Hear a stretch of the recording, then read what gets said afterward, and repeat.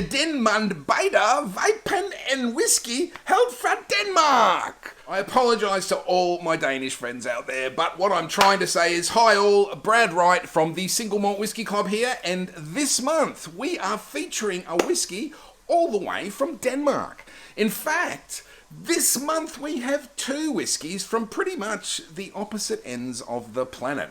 Our Malt of the Month for May is a delightfully peated offering from none other than a Danish distillery, the Storning Smoke. And our Members Extra this month is the first whiskey out of the Hunter Valley, Tower Distillery's number B1, an ode to American oak maturation. Now, Denmark probably isn't the first place that springs to mind when you mention whiskey, but in the land of Vikings, Bluetooth, Little Mermaids and Tassie Queens, all hail Queen Mary, Storning Whisky is a local champion that has been producing whisky for nearly 20 years now. Back in 2005, on one side of the world, two drunk mates were sitting on a Brisbane veranda in the wee hours of the morning drinking whisky and deciding to start an internet-based whisky club. On the other side of the world, in Denmark, 9 friends were doing pretty much the same thing at the same time, but they decided to start distilling their own whiskey. Initially, they took over an old butchery, bought a small, direct-fired still, and proceeded to teach themselves how to whiskey. They subsequently taught themselves every step of the process using whatever tools and equipment they could find. Need to malt barley? Old cold room floor. Check. Grind that malted barley? Well, let's adapt an old meat mincer that we found. Remember, it was an old butcher's. Check. For the full story on the history of Storning, check our write-up on the website. But anyway, not too long into their endeavour, none other than Jim Murray dropped in and was able to taste their new make single malt coming straight out of their still. I'm not going to do a Jim Murray impersonation, certainly not without a Panama hat for effect anyway, but let's just say he was pretty profuse in his praise of their spirit. His words were so encouraging, in fact, that the Storning boys decided to go pro. Years down the track now, Storning are now in a stunningly beautiful, purpose-built distillery since 2018, and we are proud to offer one expression from the first batch of Storning to arrive in Australia from their new digs. They make a range of whisky styles, including rye and others, but of course, we've chosen their single malt expression, which happens to be a very interestingly peated expression. And I say interestingly because they've used a mix of local peat and local dried heather to help finishing up the malting process. And all the ingredients actually come within 25 kilometres of the distillery. The Storning Smoke is a blend of 5 and 6-year-old whiskey matured in a mix of first fill bourbon casks, first fill Madeira casks, first fill Jamaican rum casks, and also virgin American oak casks. Interestingly, it's not only not chill filtered, it's hardly filtered at all. It's just run through a sort of a fine mesh, so you might find a little bit of cask residue in your bottle. So how does it taste? On the nose, first impression is definitely a smoky note, but a very sweet smelling smoky note. Underneath this, there's an earthy petrichor mixed with sort of oak and barley. The barley is definitely noticeable in that mix. And on the palate, yum. On the palate, it's a light and sweet smoke, sure, but it's certainly in the driver's seat here. Oh, it's all at once foreign, yet familiar. It's lovely and oily too, as you'd expect from those small volume pot stills.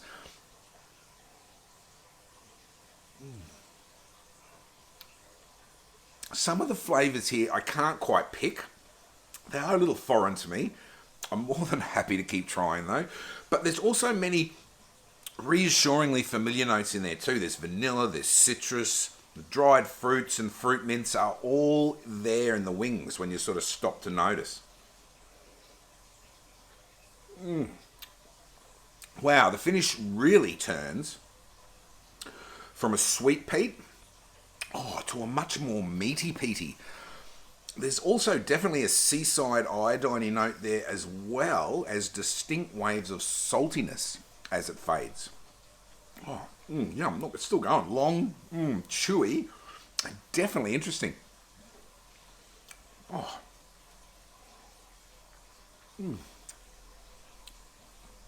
It's familiar, but different. It's definitely not a peated Scotch whiskey, but then I'm damned if I don't get a bit of a sense of Carlisle sometimes while drinking at Stauning. Is it the salty waves? I don't know. It's easy drinking, but it's complex enough that I'm still trying to pick up a couple of notes that I almost recognise. What is that? It's not a peat that'll beat you up, but then it's not one that you can ignore either. It's definitely peated, make no mistake, but it's sweet and it's aromatic as well as meaty and a bit iodine in the finish. Yeah, yum. Now, on to our Members Extra, and we welcome a new Aussie brand from the otherwise wine-famous Hunter Valley. Tower Distilling, owned by Michael Hope, and if that name is familiar, it's because he also owns Hope Estate Winery in the Hunter, a huge winery and brewery that hosts some pretty famous performers from time to time, like Bruce Springsteen and the Red Hot Chili Peppers, to name just a couple. So if you've been operating a winery / brewery for 30 years, I guess it's not really that surprising that you'd eventually expand into distilling as well. And that's just what Michael has done with his Tower Whiskey.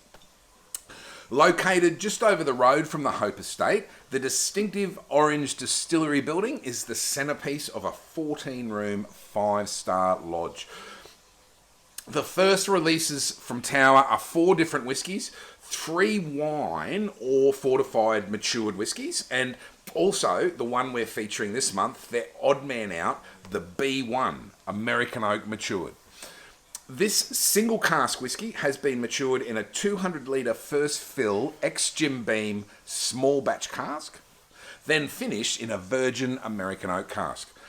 The result is indeed an ode to Quercus Elba, the American oak. Let's have a taste then, shall we? On the nose. Wow. Lots of candy notes in this nose. There's fairy floss, there's burnt caramel, candied peel and banana lollies, but there's also a sweet floral note that's floating around.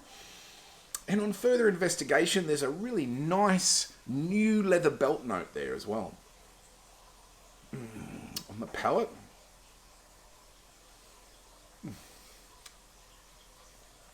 very, very easy to drink with almost zero spice or pepper on the palate. Just a gingery suggestion of heat, I guess, at the most. I've never used the term candy forward before. Wow, but that really sums this up for me.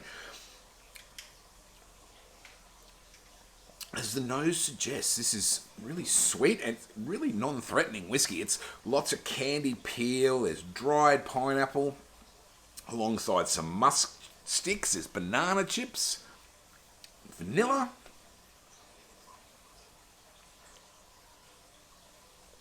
and a lemon drop, sort of rear end. The finish, it fades away just as sweet and tasty as it starts. There's a juicy fruit gum vibe there that just keeps poking its head out through the finish. More musk sticks and some fruit mints as it sort of finally fades out.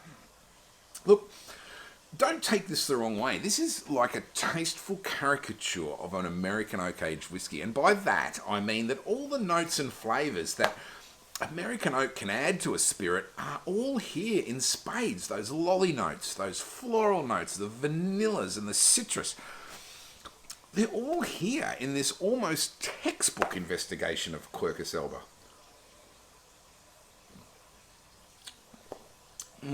So that's it for May. Oh God, it's May. 2 whiskies from opposite ends of the world to choose from. A delightful Danish Dram and a Hunter Valley Trailblazer. The Stauning Smoke. The Tower number B1. Take one, take both. I'm getting both, that's for sure. Until next month, I'm Brad Wright, Single Malt Whiskey Club, Slange of R.